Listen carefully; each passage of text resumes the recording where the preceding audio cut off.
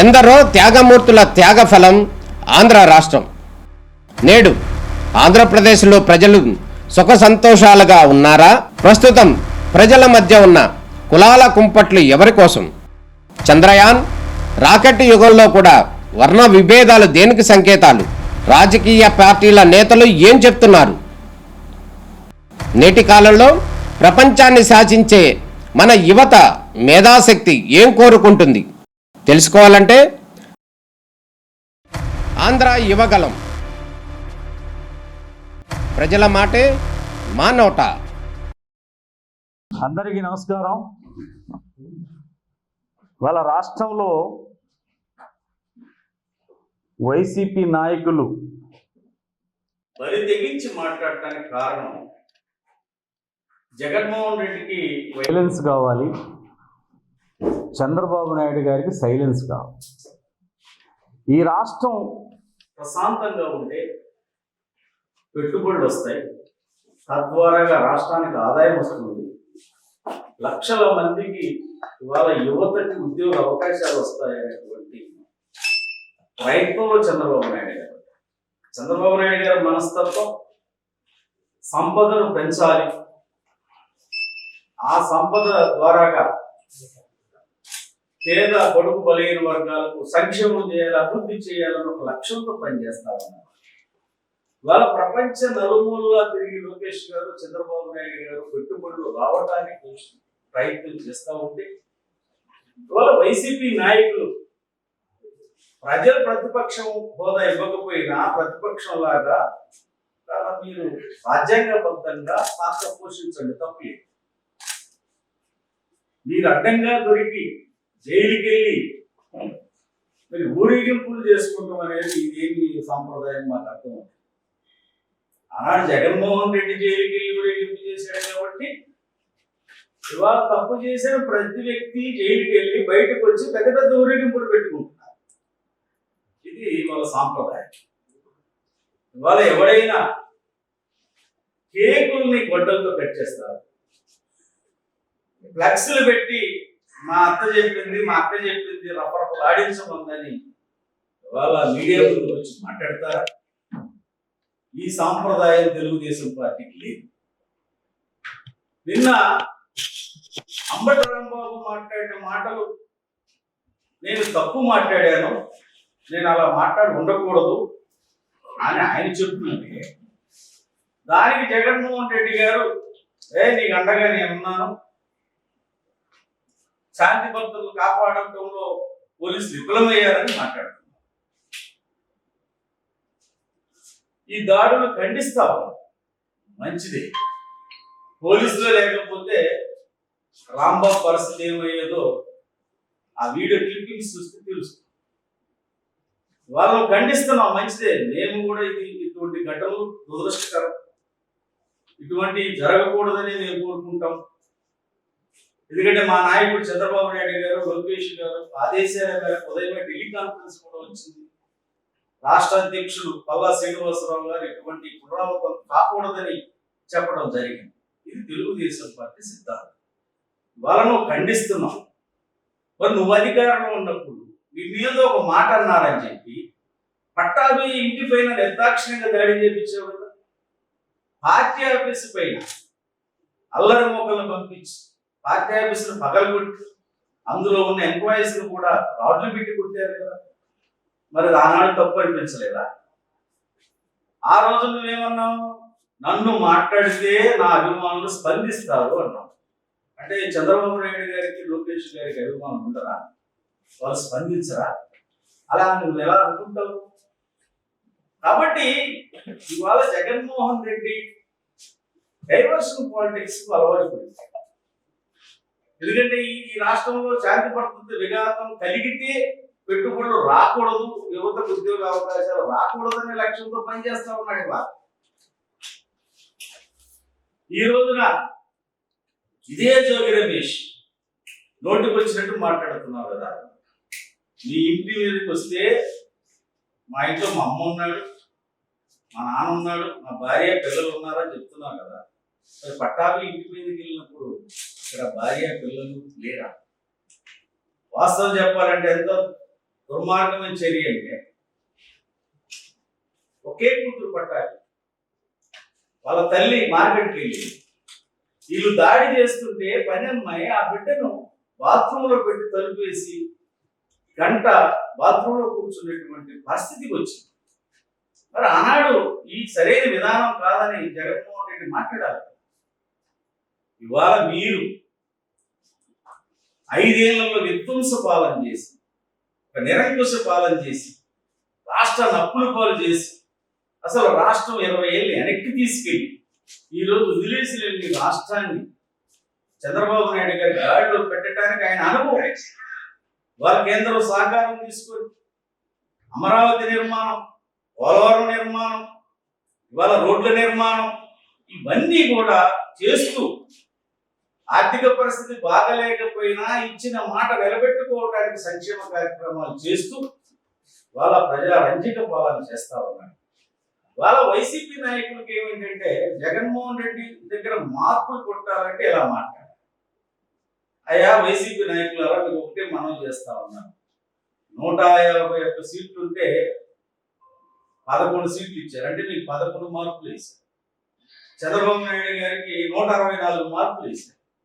కాబట్టి ఇవాళ ప్రజలు మార్పులు వేసే పరిస్థితిలో లేదు. మీరు మాట్లాడిన భాష, మీరు చేసిన పనులకి ప్రజలు ఇసుగు చెంది ఇటువంటి అరాచక పాలన వద్దు, ఇటువంటి నిర్బంధ పాలన వద్దు, మాకు బాబాసాహెబ్ అంబేద్కర్ రాజ్యం కావాలి, బాబాసాహెబ్ అంబేద్కర్ రాజ్యాంగాన్ని అమలు చేసే నాయకుడు రావాలని వాళ్ళ మూకమ్మడిగా కులాలకి మతాలకి అతీతంగా 164 సీట్లు ఇచ్చారు తెలుగుదేశం పార్టీ కూటమి. కాబట్టి ఇవాళ ప్రజలు ఆలోచన ఎలా ఉందంటే అరాచకానికి తావివ్వరు. ఈ రాష్ట్రం ప్రశాంతంగా ఉండాలని ప్రతి పౌరుడు కోరుకుంటారు. ఈ రాష్ట్రం అభివృద్ధి చెందాలని ప్రతి పౌరుడు కోరుకుంటారు. అందరూ బాగుంటే అందులో మనం ఉంటాం అనేటువంటి ప్రజల ఆకాంక్ష అనుగుణంగా చంద్రబాబు నాయుడు గారు పాలన చేస్తా ఉన్నారు. వాళ్ళ జగన్మోహన్ రెడ్డి ఒకటి గుర్తుపెట్టుకోవాలి, వాళ్ళని మీద అసంతృప్తితో ప్రజలు ఓట్లేశారు అనుకుంటున్నాం, అది తప్పు. వద్దు అనుకుని ఓట్లేశారు. అసంతృప్తి వేరు, వద్దు వేరు. కాబట్టి వద్దు అనుకున్నటువంటి నిన్ను మరలా కావాలని ఏ ఒక్కడు కోరుకోవడం లేదు. ఇది నేను అధికారంలోకి వస్తే అది చించేస్తా, ఇది పొడి చేస్తా, వాళ్ళని తీసుకొస్తా, వీళ్ళని తీసుకొస్తా, అసలు నీకు అధికారం ఇస్తా. నువ్వు పాలక పక్షంలో ఏ రకంగా వ్యవహరించారో వాళ్ళ మీరు ప్రతిపక్షంలో కూడా ఆ రకంగా వ్యవహరిస్తావు. మీ మాటలు, మీ చేష్టలు చూసి ఇవాళ ప్రజలు అసహించుకుంటా ఉన్నారు. ఇవాళ ఏంటి, 68 లక్షల కిలోలు కల్తీ నెయ్యి టీటీడీకి ఇచ్చారని సిట్ నిర్ధారించింది, అనేక ల్యాబులు నిర్ధారించినాయి. కానీ మీరు సిబిఐ క్లీన్ చిట్ ఇచ్చింది. ఎవరు ఇచ్చారు క్లీన్ చిట్? పేపర్ చూపించండి. సిబిఐ క్లీన్ చిట్ ఇస్తే చంద్రబాబు నాయుడు గారు ముఖ్యమంత్రిగా ఎందుకు స్పందిస్తారు? ముఖ్యమంత్రి మాట్లాడే ప్రతి మాటకు విలువ, అర్థం ఉంటుంది. కాబట్టి ఇవాళ ప్రజలందరూ అలా ఆలోచిస్తున్నారు. ప్రజల ఆలోచన మార్చాలి అనేటువంటి ఉద్దేశంతో మీరు ఈ పనులన్నీ చేస్తా ఉంటారు. ఇది సరైనటువంటి పద్ధతి కాదు. ఇవాళ రాష్ట్ర ప్రజలు ప్రశాంతంగా ఉండాలి, రాష్ట్రం అభివృద్ధి కావాలి.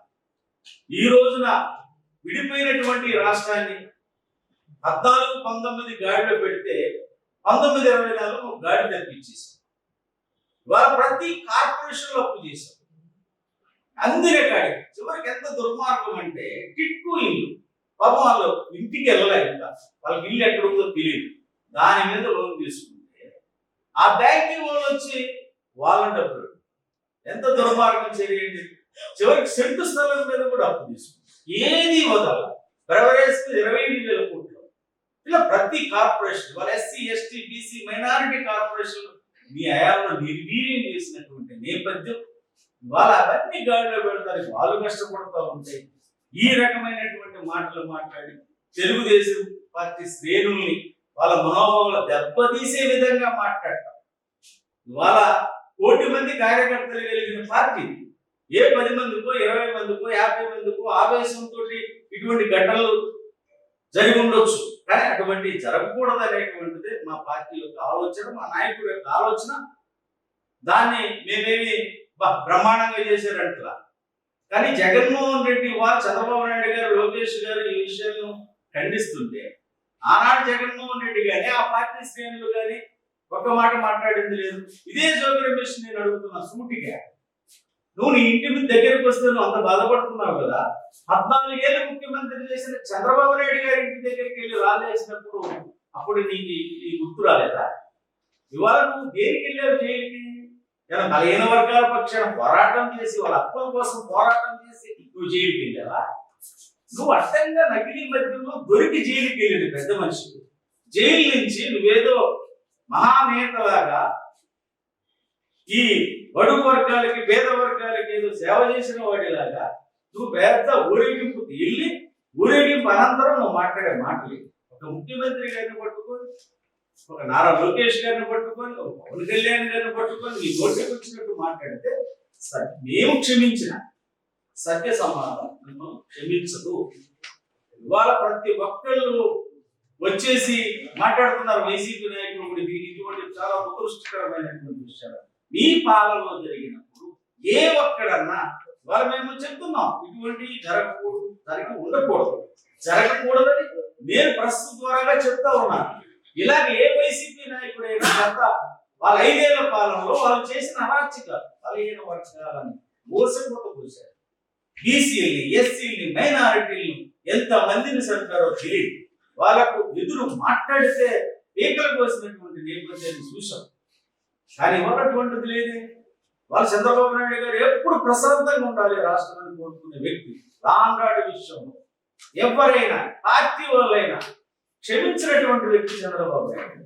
ఆయన అనేక కాన్ఫరెన్స్లు అనేక మీటింగ్లు చెప్తారు, మీరు వ్యక్తిగత దోషాలు చేయొద్దు, మీరు తప్పు చేయొద్దు, తప్పు చేస్తే చట్టానికి ఎవరైనా అతీతులు కాదు, మీరు ప్రజలు అవకాశం ఇచ్చారు, అధికారం ఉంటే ప్రజలకు సేవ చేస్తాం, అధికారం లేకపోతే ప్రజల పక్షాన పోరాటం చేస్తాం. ఇవాళ ప్రజలకు మేలు చేస్తున్నాం.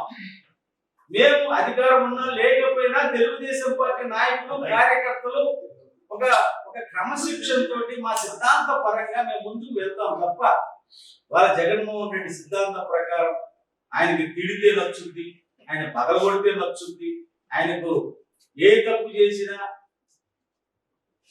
ఆయన మాట్లాడే మాటలు ఆయనకు నచ్చాలని మాట్లాడుతున్నారు, ఆయన కళ్ళలో ఆనందం చూడాలని మాట్లాడుతూ ఉన్నారు. కానీ ప్రజలు చాలా చైతన్యం, ప్రజలు ప్రతి విషయాన్ని గమనిస్తున్నారు. వాళ్ళ ఇల్లు గతంలో మాట్లాడినటువంటి వాళ్ళని ఎందుకు వదిలేశారని అడుగుతారు. కానీ చట్టరీత్యా తప్పు చేసిన వాళ్ళ మీదే వాళ్ళు 2 బుక్కలు, అందులో రాజ్యాంగబద్ధంగా పనిచేసిన వాళ్ళ మీద ఏ రకమైన చర్యలు ఉండవు. రాజ్యాంగ వ్యతిరేకంగా ప్రభుత్వంలో అధికారాన్ని అడ్డుపెట్టి తప్పులు చేసిన వాళ్ళపైన చర్యలు ఉంటాయి.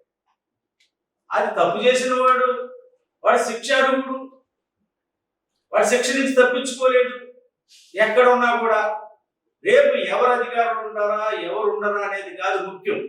ప్రజలు ఇచ్చినటువంటి అవకాశాన్ని ప్రజల కోసం, ప్రజాహితం కోసం, ప్రజల సంక్షేమం కోసం, రాష్ట్ర అభివృద్ధి కోసం పనిచేసే పార్టీ తెలుగుదేశం పార్టీ అనేటువంటి విషయం వైసీపీ శ్రేణులు గమనించాలి. ఇకనైనా నోరు అదుపులో పెట్టుకోవాలి. మీ విమర్శలు ఏమిటంటే ప్రభుత్వం తప్పు చేస్తే విమర్శ చేయండి, ఆ విమర్శ సరైనదైతే మేము సరి చేసుకుంటాం. మీరే కాదు, ప్రజలకు కూడా హక్కు ఉంది, ప్రజా సంఘాలకు హక్కు ఉంది, అన్ని రాజకీయ పార్టీలకు హక్కు ఉంది. ప్రభుత్వం తప్పు చేస్తే ఈ తప్పు చేశారని చెప్పండి, తప్పు అయితే సరి చేసుకుంటాం. అంతే తప్ప ఈ రకమైనటువంటి మాటలు ఏ పార్టీ వాళ్ళు మాట్లాడినా, ఇటువంటి చర్యలు ఏ పార్టీ వాళ్ళు చేసినా అది సరైనది కాదని మనం చేస్తాం.